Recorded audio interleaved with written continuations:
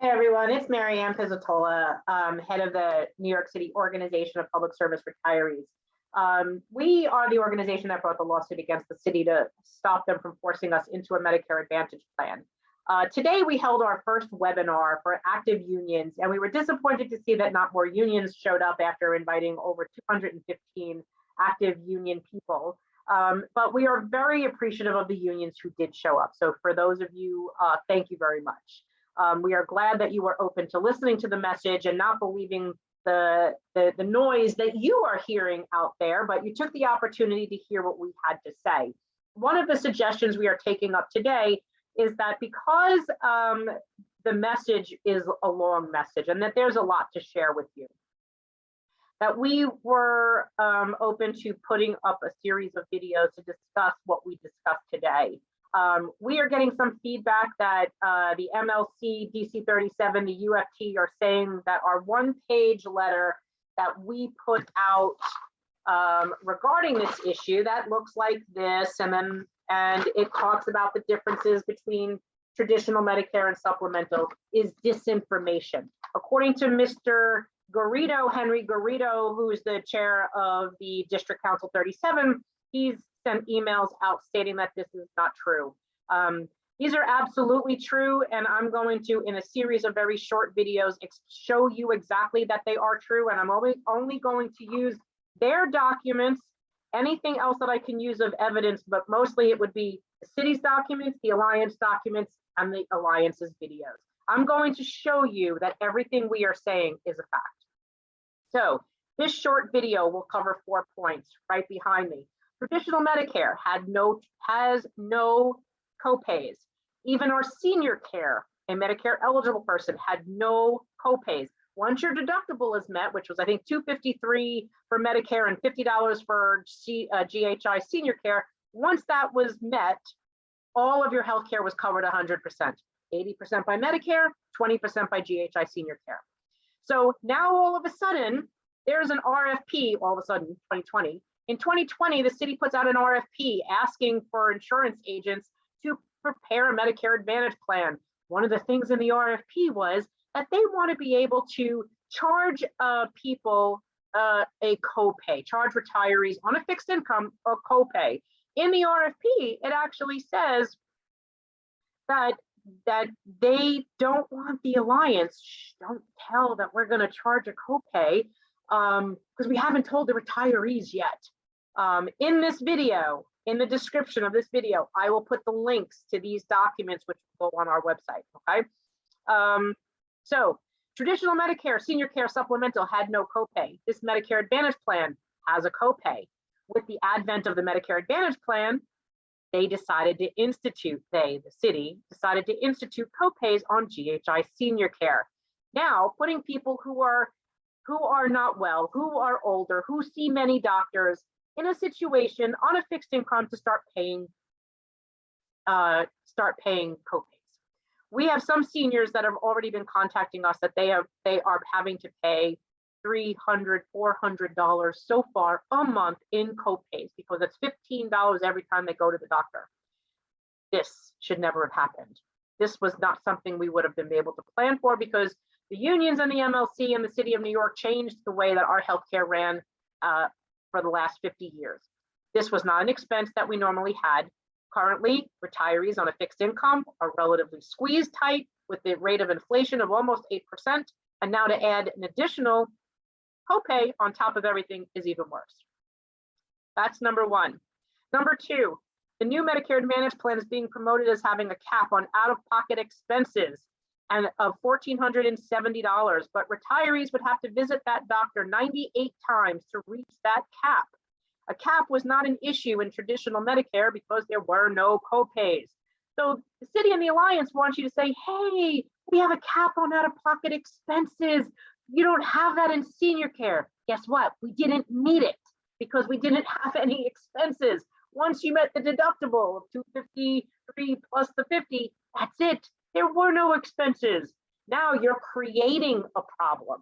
You're saying that you're going to put expenses in, you're putting copays on us, and that you're trying to say now it's a benefit. Look, we cap it at $1,470. No, that's not a benefit.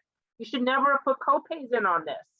You want to do copays, negotiate that away your own rights. You shouldn't be negotiating the benefit away from a retired person who has no ability to negotiate with you, the city, the unions, nobody. Point number 3, retiree agreements in stepped care living communities require that they maintain traditional Medicare and not MAP. Now, I want to show you one of those. Actually, I could probably show you several, but I'll be succinct and to the point. When you are older and you choose to live in a stepped facility, these are places that will take care of you from when you are in independent living to what we call SNFs or skilled nursing. So in those facilities, they will take care of you in every stage of your life, from the point that you're independent to you need assisted living to you need skilled nursing care.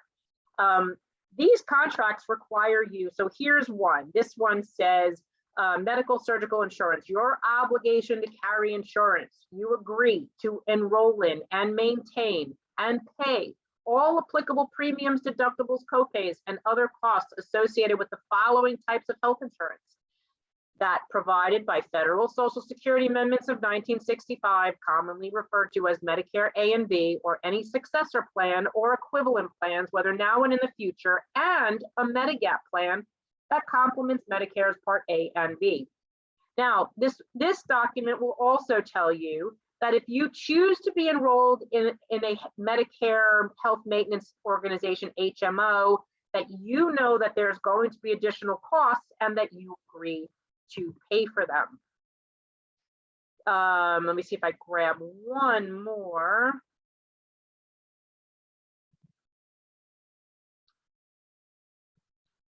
And show you that they'll basically say the same thing.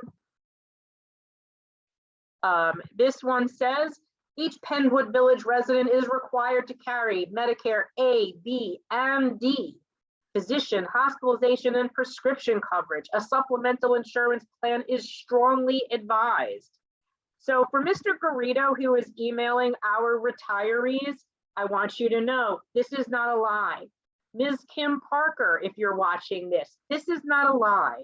You can go through each of these contracts, and on my computer screen right now, I have 6. Each one of them say the same thing, and that if you are in an MA plan, Medicare Advantage, or an HMO, there will be other costs, because what will happen, because of prior authorizations that they are imposing in this new MA plan, you may be denied access to the care that you need when you hit the skilled nursing benefit, or even the assisted benefit. So now what will happen? If the insurance plan becomes a roadblock and you can't get the care that you need, but you still need that care, meanwhile, you're in a residential contract, you still have to pay your monthly maintenance fees to the place where you live, and you now have to leave your residence and go outside to a facility that will take care of you because you can't get the care that you need where you're contracted. You have to go out to the place where your MA plan will actually pay. We are seeing, and there's other videos in our YouTube channel where we have another corrections retiree that called to tell us, hey, listen, my mother went from Maimonides to an in-network facility across the street, and her MA plan refused to cover her, even though it's in-network. I don't want to be in my 70s, 80s, or 90s and need care and have to fight my own insurance company at the time I need it. I don't have that issue.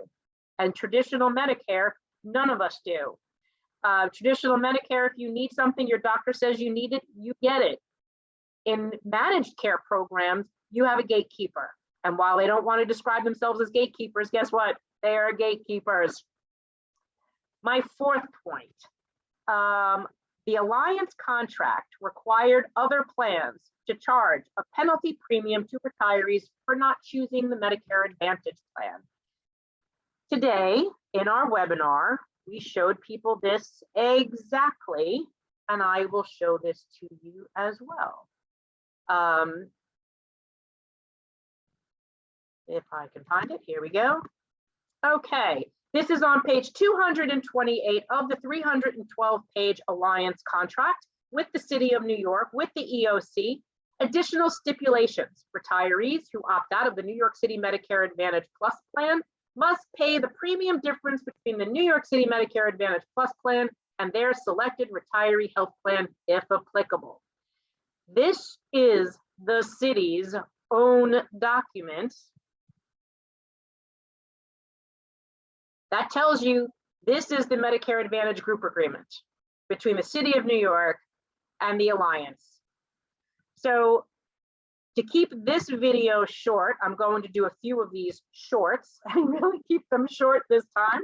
I just proved to you 4 points on this letter, and I'm aiming this today at Mr. Garrido, who thinks we are lying. The first 4 right here were covered today, okay?